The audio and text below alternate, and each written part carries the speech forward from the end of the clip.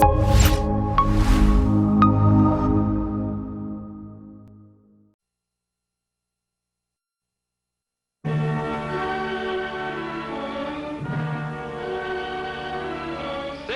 for Star Playhouse presents Dick Powell,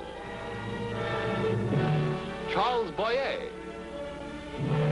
David Niven, Ida Lupino.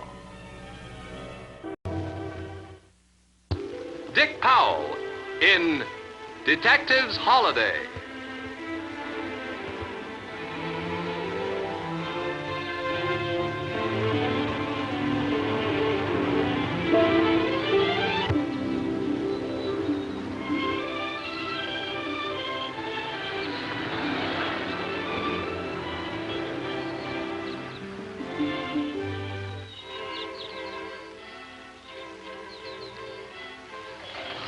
Hiya, Doc. Hello, Dave. 3 hours and 10 minutes if you left when you said you were going. 3 hours and 7 minutes. Thought I'd never get you up here, Dave. How long you going to stay? Oh, until I'm rested, completely rested. Tired? Bushed. Yeah, big city strain. All that noise, rushing about, and steel racetrack. You know, doctors down there make a fortune just telling people to take things easy. Had one up here last month, exhausted. Wouldn't listen to the doctors, huh? Wouldn't listen. He was one of the doctors. I got a place for you to stay. Good. Back in the hills a bit. Yeah, a young feller and his wife. Esau and Doris Hepburn. Couple of kids, good hunting, and nearby a fishbowl stream. And no telephone. That's for me. Oh, what'd you tell them about me? Nothing. Just a feller from the city and a friend of mine. That the way you wanted it? That's the way I want it. Keep that for me, will you? Yeah, sure. You follow me out and I'll show you the way. Good.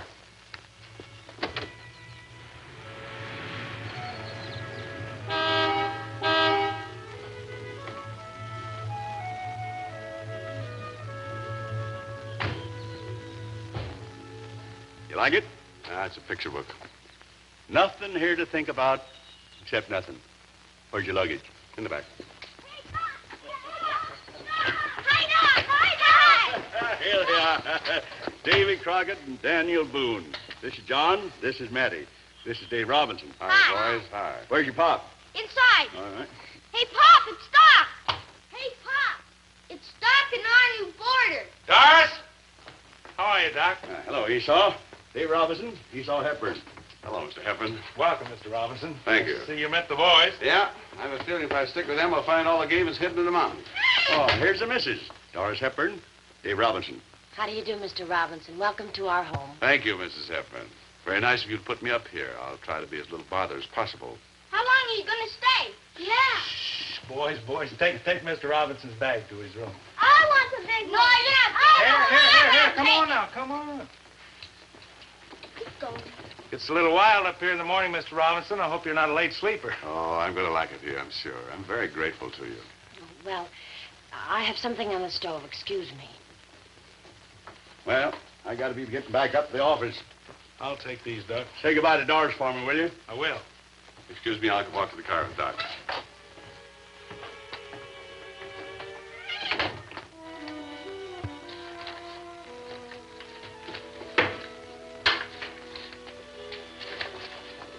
Honey.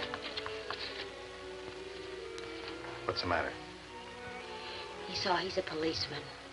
What's he doing here? A policeman? Are you sure? Uh-huh. I know it. I've seen him or his picture or something. So what are we going to do? Nothing. You're not sure, and until you are, we can't do anything. Come on, take it easy. Seem like nice people. Yeah, best. Wonderful boys. Sure are. Doris isn't their real mother. Esau's wife died several years ago. He met Doris last year on a trip to the city. Fell in love with her, married law. Yeah, they wanted me to step into the district attorney's office next year as assistant. Oh, what's the matter with that? Nothing. Just haven't made up my mind yet. One of the reasons I took a vacation to go up here and think about it. You think a vacation is nothing but to hurry off to someplace else, take all your problems with you, and think about them in different surroundings. No. I'm going to rest. I'm going to do a little fishing, a little hunting, a lot of sleeping, a lot of eating, and do a little thinking on the side. There, you see there? You're plumb wore out with work and worry. If you don't stop everything, you're going to crack up good. You drop in my office tomorrow. I'll give you a couple of pills and some more advice. Okay, Doc. I'll do just that. Take it easy. You bet. Thanks for bringing me up. Hmm?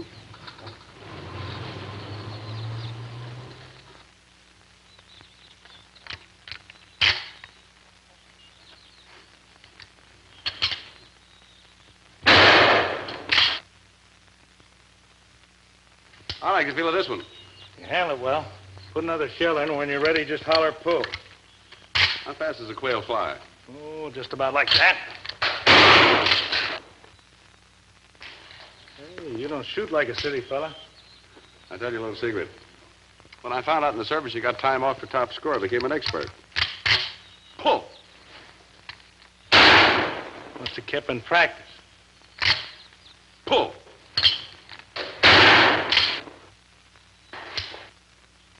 Not even be in the sporting goods business, huh? One of them gun manufacturers? Pull.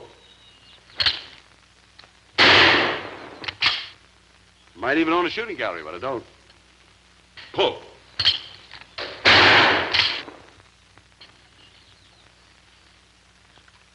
Sure I can't warm up your coffee, Mr. Robinson? No, thanks. Maybe you'd like something stronger. Oh, no, thank God.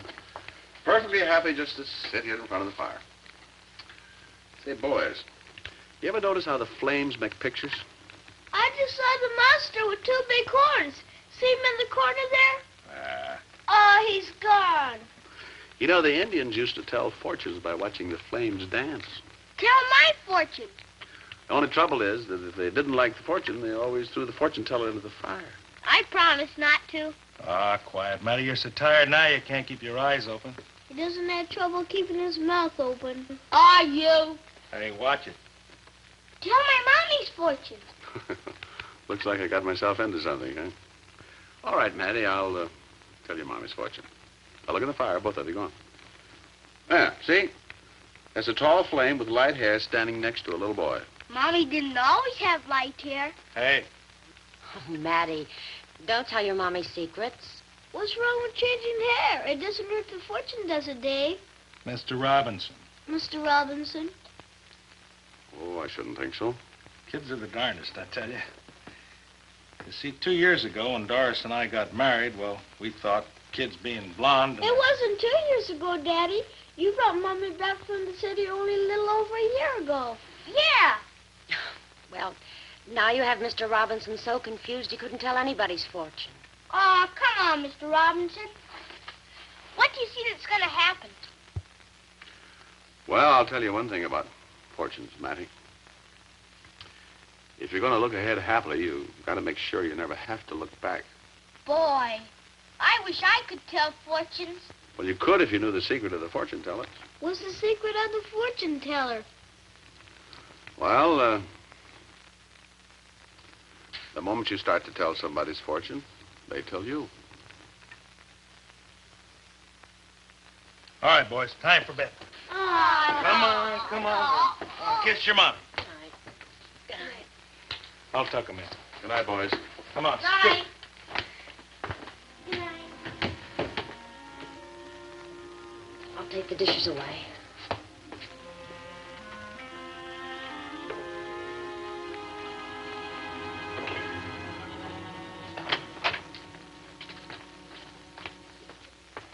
Hi, Doc. Howdy, Dave. How you been? Can't complain. Gotta make a little long-distance call, you mind? Oh, go right ahead. Help yourself. How you getting along? Oh, fine. Got a little headache. You got a couple of aspirin? Sure, I'll get them right away for you. Hello? Oh, hello, operator. Could you get me State 7, 2000, please, in Capital City? Yes, that's right. All right, this is, what's the number here, Doc? 214. Oh, this is 214. Yes, that's right, 7, 2000. Have you called me back? Thank you. Well, you've been here 2 days now, and already you're calling the office. Some vacation. Thanks, Doc. Doc. When did you say Esau brought Doris Hepburn up from Capital City? Oh, a little better than a year ago. Why? All right, Doc, I'll give it to you straight. I think there's a warrant outstanding for Doris Hepburn under another name. What are you talking about, Dave? 2 young fellows were caught robbing a liquor store. There was a girl in the car who may or may not have been the lookout. Oh, not Doris. It couldn't have been Doris. Well, I certainly hope not. Hello? Yes, yes. Oh, extension 620, please. Oh, hiya, Steve. Dave, you lucky dog. How does it feel to be a man of leisure? Why don't you find out? You can make it up here in 3 hours if you watch the speed limit. Grab yourself a weekend. You deserve it. I'll tell the commissioner you said so. Maybe you'll lend me a sleeping bag. Well, you never know. In the meantime, I want you to do me a favor. You remember that West End liquor store job? Yeah? And the girl we thought was driving the car? Yeah? Send me that photo of her, will you? Why, you got something? I may have. Send me everything he got on her, care of Doc Hendricks, Sierra Blanca. Thought you were on a vacation. I thought so, too. Oh, Steve, have the lab man retouch the photo so she comes out blonde, huh? Blonde? That's right. Send everything as soon as you can. Right away. I'll be seeing you. You mind at that. Goodbye, Dave. So long, Steve. What happens? What happens, Dave, if it is Doris? Well, I take her in. Isn't that what you taxpayers put up your money for? I wonder. And I led you to her. Led you right into her house. I fixed her up good. Doc, somebody fixed Doris up long before you did. Who? Doris.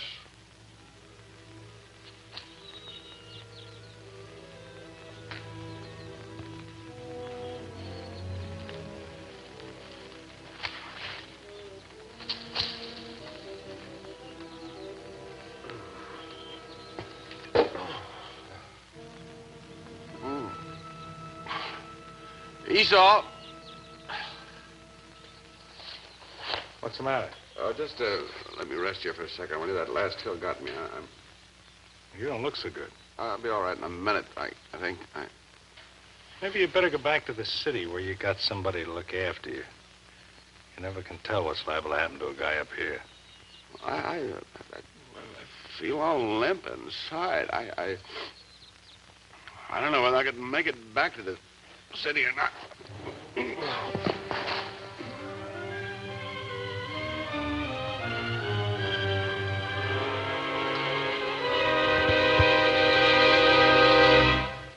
Cracked like an old plaster pitcher.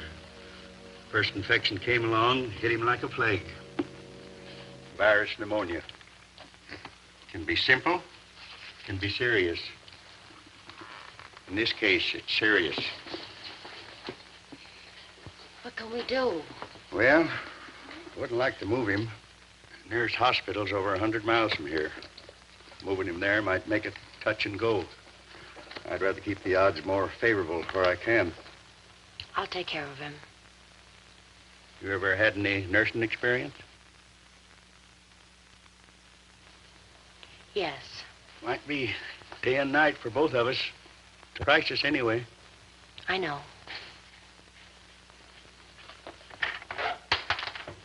I can still move him. You're home, Esau.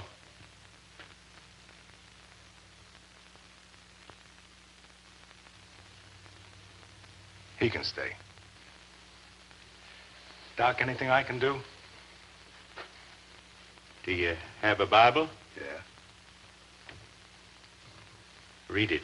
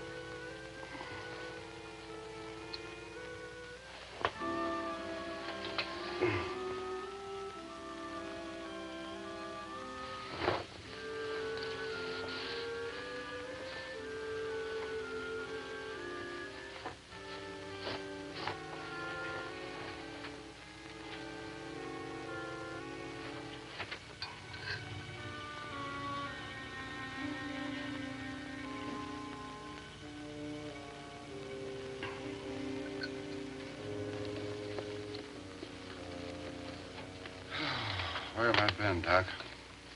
You tell me. I was scared a couple of times, I know that. Me too. It's all right now, Dave.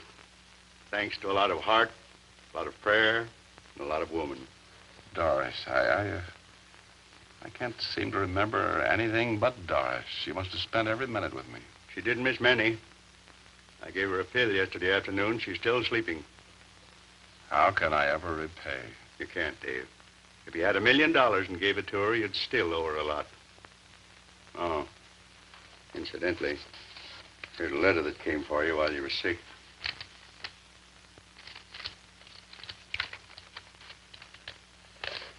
You know, one of the things I remember about the girl we're looking for is she'd been a student nurse. Goodbye, Dave. Doc, wait a minute. What do you expect me to do? Be glad that you're still alive.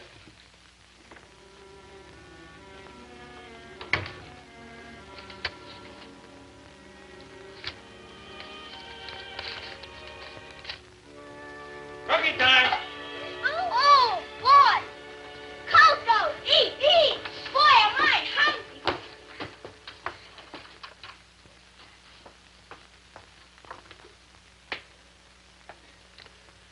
I'm sure gonna miss all this. You leaving? Yes, I thought I'd leave late this afternoon. Aw, gee, Dave. What'd you have to go back to the city for? I have to work for a living, Matty. Work? That must be terrible. Say, I was thinking, What's that, Matty?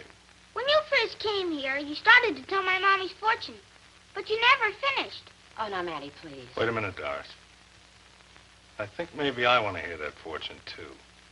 Say, I remember in a movie once, there was this fortune teller. He was like an Indian with a thing around his head, a towel or something. And he wouldn't tell the person's fortune because he was afraid it was going to be bad. Did you see something bad in Mommy's fortune? Well, Matty, fortunes are funny things. It's stuck! Boys! It's stuck! Hi, Doc! Hi, Doc! Hello, man. How are you? Hi, Doc. Here's an old friend of yours, Dave. Hello, Dave. Hi, Steve. I made it. The commissioner gave me the weekend, but he wouldn't give me a sleeping bag. Steve, this is Mrs. Hepburn, Steve O'Brien, Doris. How do you do? How do you do? And Mr. Hepburn, Steve. How do you do? How are you? Rest of the family. You a friend of Dave's? Yeah, I'm a real good friend of Dave's. We're partners. Yeah? Gee, that's great. Dave's real smart. He tells fortunes. He does, huh? He looks in the fire and... Now, Maddie, you can tell Mr. O'Brien about the fortune-telling some other time. Yeah, fellas, come on in the kitchen. Help me, huh? Let me have your things. Thanks, Doc.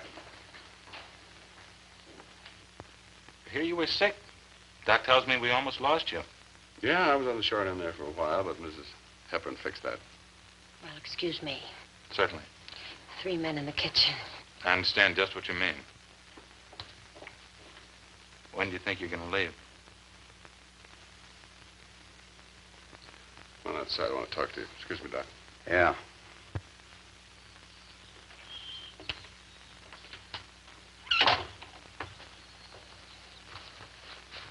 Ah, it sure is beautiful up here. Yeah, it's real nice. It's too bad. What is it? Mrs. Hepburn. Doc told me all about it. How much she did for you. It's going to make it tough to take her in. You got my letter. Yeah? Well, she's a girl. No. Oh, come on. I spotted her the minute I stepped into the room. I mean it. She's not the girl. But, Dave, the photograph. That girl in there is not the same person in the photograph. She doesn't live the same way, think the same way. Her whole life is different. She's happily married with a couple of wonderful kids. And she saved your life. Yes, she saved my life. Me, the guy who could wreck everything she has. Dave, I know how you feel. I don't think you do. All right, maybe I don't. I'm just a cop. But there's one thing I do know. That girl in there is wanted on suspicion, and no matter what you say, you can't change that. I'm not taking her in. You're not going to take her in. What do you have to say about it? What did you do while you were up here? Rewrite the criminal code? Doris Hepburn is not a criminal. Oh, Dave Robinson says she's not a criminal, so she's not. Just like that. Case dismissed, huh? Oh, come on, Dave. You're a cop, remember? This isn't a personal matter between you and Doris Hepburn. Her crime's against the state, the community, the law, the way... I know the words. You should. You taught them to me. You decided to move into the DA's office? I have. Well, what are you going to do when you move in there if you don't take the girl in now? Make up the rules as you go along? Well, why not, if they're good rules? Ah, Dave. Steve, no correctional institution could improve on what Doris Hepburn has done for herself. Whether she's guilty or not, she's paid for it. Waiting 2 years to be discovered.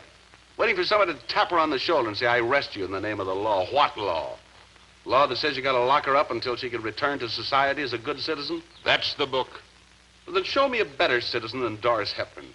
Oh, Steve, I'm not talking about changing any laws. Well, what are you talking about? Well, I'm just trying to say the law cannot be black or white. It wouldn't work that way.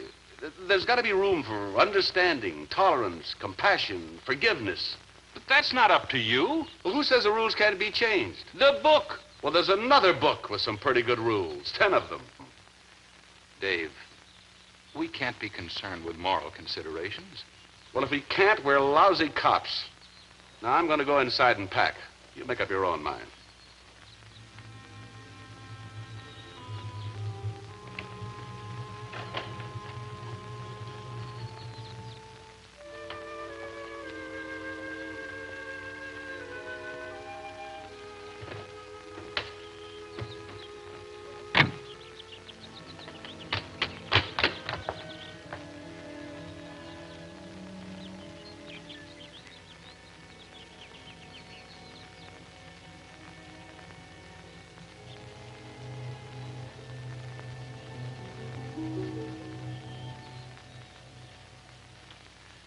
Goodbye, Mr. and Mrs. Hepburn. I'm sorry my visit was such a short one, but I'd sure like to come back again and stay for a while. You'll be welcome any time.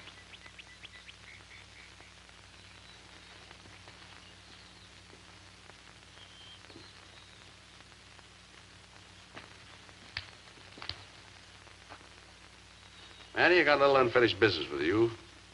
I never did complete your mother's fortune. That's right, you didn't.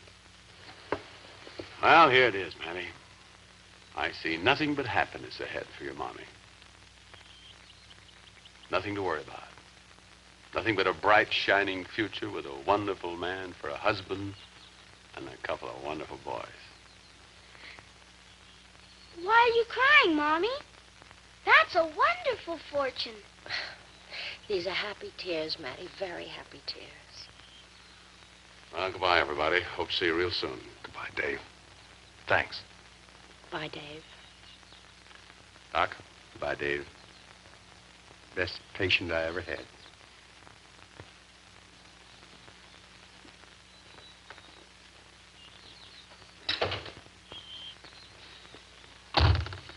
Steve, you're a better cop than I thought you were. Gonna buy you dinner on the way in. Might even buy you a drink. No. I'll buy you one.